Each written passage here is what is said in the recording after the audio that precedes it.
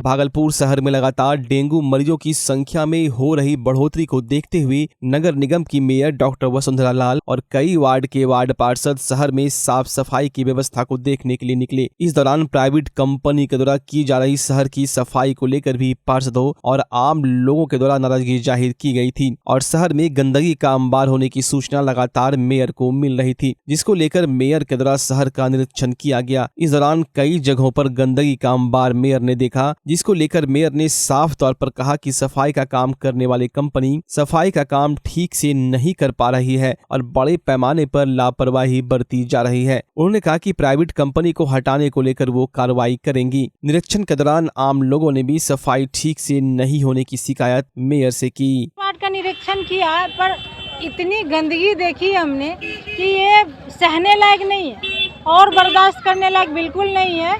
और जिस वार्ड को उन्होंने बोला कि मेरा वार्ड सबसे साफ है, 16 नंबर बोला, तो हम बोले दिखाओ हमको कौन सा वार्ड जो 16 नंबर बताए, उसमें इतनी गंदगी है कि चलना दूभर है। नाक बंद करके लोग इधर से उधर जा रहे हैं। इन लोग को कितनी भी सुविधा दे दिया जाए, ये लोग सही से नहीं कर पाएंगे। हमें पूरा उम्मीद है और हमको लगता है कि इन लोग को टाइम हम दिए हुए हैं और एक लेटर अब इशू करेंगे कि आप लोग किस तरह से जाएंगे, अपने से जाएंगे या आप लोग को हम लोग नोटिस दे करके यहाँ से विदा करें। नहीं कर पाएंगे ये लोग काम। आज महापौर महोदया का आँख खुला है और इन्होंने अपने से प्रत्येक वार्ड में जाके भ्रमण की है कि साफ़ सफाई किस तरह का होता है।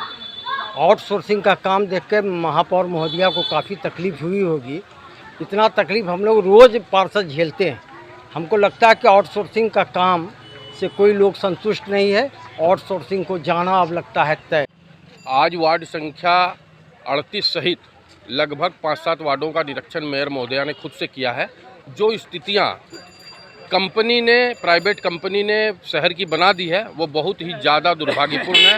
वार्ड में सफाई के व्यवस्था के नाम पर सिर्फ लूट हो रही है। नगर निगम का और जनता का जो पैसा है उसकी लूट हो रही है और सफाई की व्यवस्था जरा सी भी नहीं है।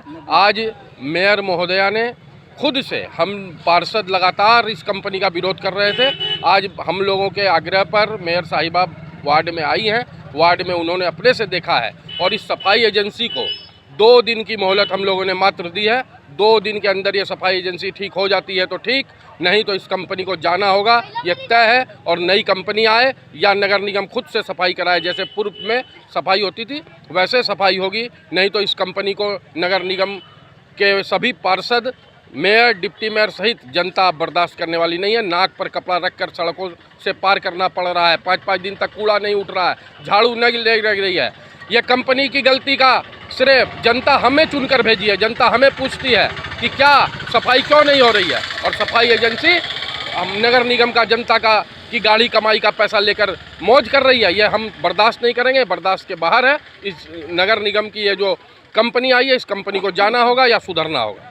और भी मेयर के सूचना मिलने के पर आज उठा कूड़ा, न तो 3-4 दिन से ऐसे कूड़ा रखा हुआ था। कितना देर पहले उठा? वही 15 से 20 मिनट पहले। अब महकता इतना, हम लोग परेशान, उठाया भी सही से नहीं उठाया है। जहाँ तहाँ छोड़ दिया, ना झाड़ू पड़ता, ना ब्लीचिंग है, कुछ नहीं एकदम। अब महक से हम लोग को दुकानदारी में आने जाने में बड़ा दिक्कत होता है। तो महापौर महोदया ने हमें फ़ोन किया कि हम आपका वार्ड निरीक्षण करना चाहते हैं। हमने बोले आइए, स्वागत है। हमने रामसर चौक से शुरू किया और रकाबगंज चौक तक। इस दौरान 20 जगह पूरा डंप किया हुआ है और महापौर महोदया ने खुद देख के कहा कि ये उचित व्यवस्था नहीं है, उचित सुविधा नहीं है।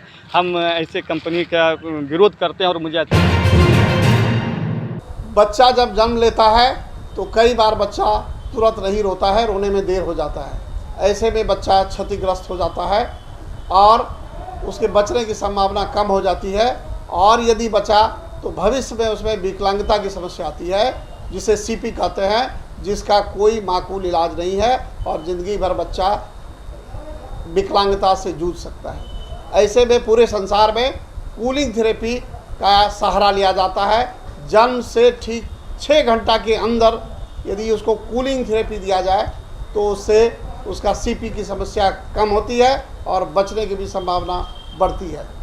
पहली बार बिहार झारखंड में आपके शहर के स्नेह नवजात शिशु बाल सेवा केंद्र में यह मशीन उपलब्ध है। कभी भी ऐसी बात हो कि बच्चा रोने में विलम्ब हो गया तो आप स्नेह नवजात शिशु बाल सेवा केंद्र में जरूर संपर्क करें।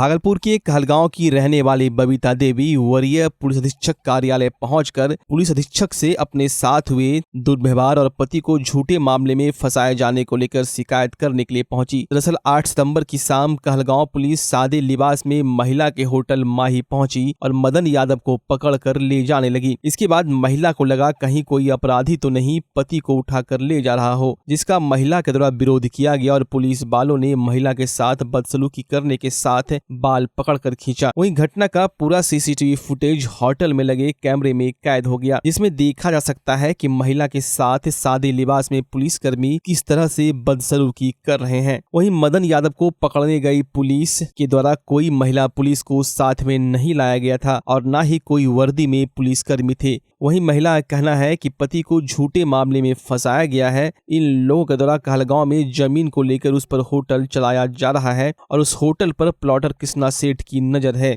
और उसी के द्वारा कहलगांव पुलिस से मिली भगत कर झूठे मामले में पति को फंसाया गया है। वहीं महिला का कहना है कि पुलिस के वरीय पदाधिकारी जांच कर उसे इंसाफ दिलाए। वहीं एसएसपी ने भी बबीता देवी को जांच का भरोसा दिया है। तो मेरे होटल में सिविल ड्रेस में पुलिस घुसी, मेरे पति को एक आदमी आगे से घुसी है, पीछे से मेरा रास्ता है, पीछे से दो आदमी घुसा है। तो एक ही आदमी जो है एक उजला शर्ट है और एक चेक शर्ट है, दोनों उधर से पकड़ते हुए आ रहे हैं। हम काउंटर पे बैठे हुए थे, जब देखे मेरे पति उधर से चिल्लाए तो हम दौड़ के गए कि क्या हो गया मेरे पति के साथ।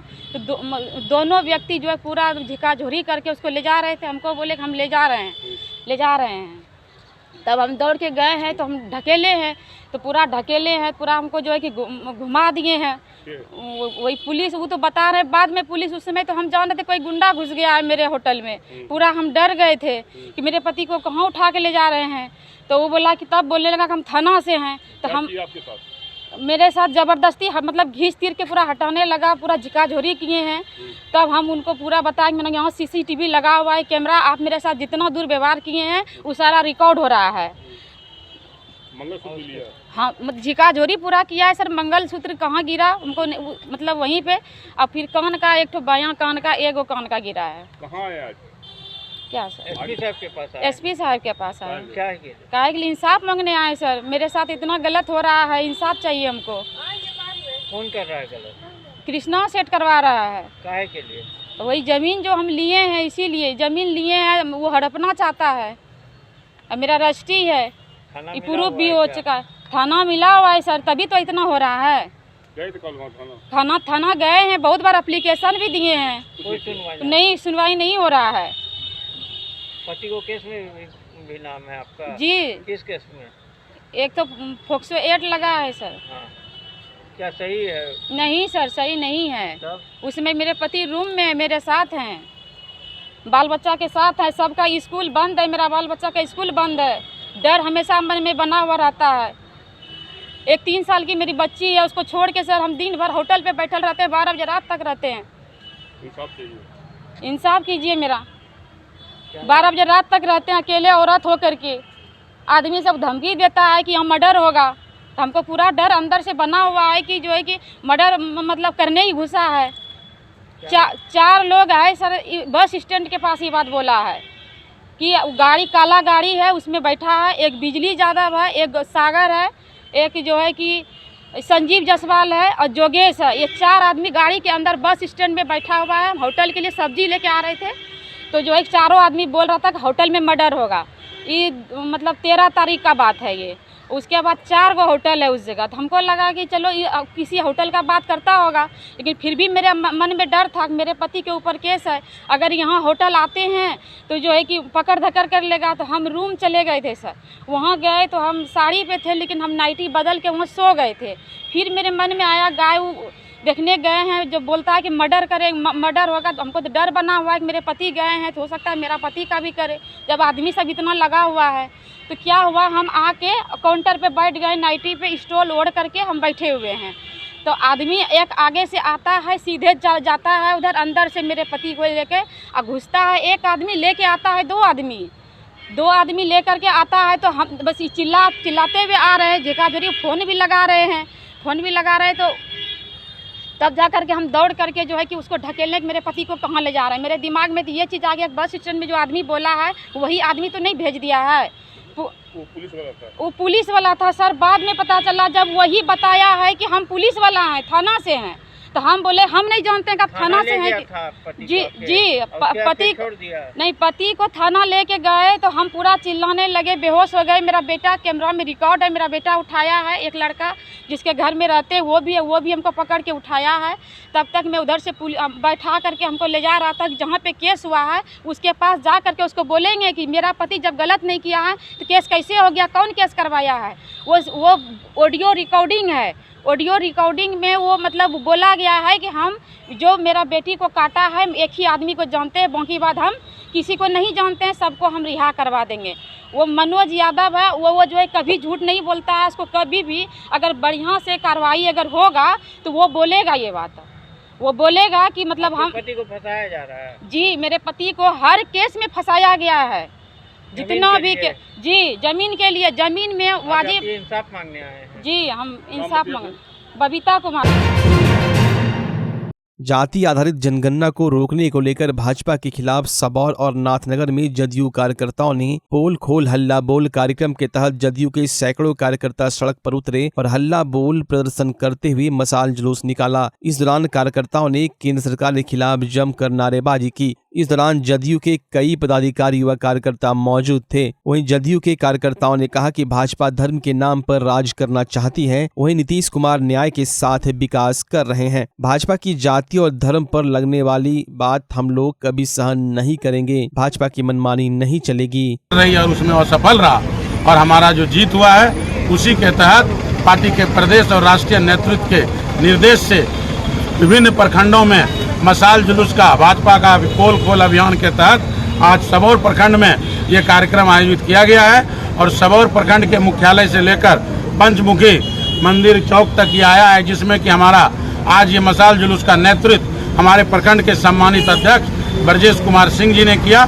और इस कार्यक्रम में, इस मशाल जुलूस के कार्यक्रम में हम लोगों के साथ चल रहे हैं जिला जनता दल यू के उपाध्यक्ष सह सबौर प्रखंड के सम्मानित संगठन के प्रभारी दिवाकर बाबू, जिला जनता दल यू के महासचिव रवीश जी, सह सोशल मीडिया डिस्ट्रिक्ट कोऑर्डिनेटर साहब, हमारे अति पिछड़ा के प्रदेश के नेता सह जिला परिषद सदस्य जयप्रकाश मंडल साहब, जिला जनता दल यू के नेता उपाध्यक्ष सह गौराडी प्रखंड के प्रभारी मनोज मंडल जी, बरगल के बरारी पंचायत के सम्मानित मुखिया हमारे जो हैं पासवान जी, महिला प्रकोष्ठ के अध्यक्षा शोभा जी, हमारे वरिष्ठ नेत्री हम लोगों की बड़ी बहन संयुक्ता दीदी, इनके नेतृत्व में और कई महिला साथी हैं, और मृत्युंजय कुशवाहा जी जिला के नेतृत्व नेता, और तमाम हमारे साथी युवा जनता दल यू के सम्मानित महानगर अध्यक्ष सोमू राज जी और विभिन्न प्रकोष्ठ के सभी साथी सम्मानित आज इस मशाल जुलूस में ब्रजेश भाई के नेतृत्व में हम लोग लगातार वहां से चल के आए हैं। जिला जनता दल यू के सम्मानित सभी पदाधिकारीगण, पंचायत के सम्मानित सब पंचायत अध्यक्ष, पंचायत के पदाधिकारीगण और सभी प्रकोष्ठों के प्रखंड एवं जिला और पंचायत के पदाधिकारीगण सभी जुलूस में आज हैं। सबको मैं जिला जनता दल यू की ओर से ढेर सारी शुभकामना और बधाई भी देता हूं कि इतना सफलतापूर्वक आज जो ये कार्यक्रम सबने मिलजुल कर किया है सबौर प्रखंड में, इसके लिए सबौर प्रखंड के तमाम जनता दल यूनाइटेड परिवार के सभी साथी को ढेर सारा आभार और धन्यवाद जिला जनता दल यू की ओर से। मैं शिशुपाल भारती, प्रवक्ता से मीडिया प्रभारी जनता दल यू भागलपुर।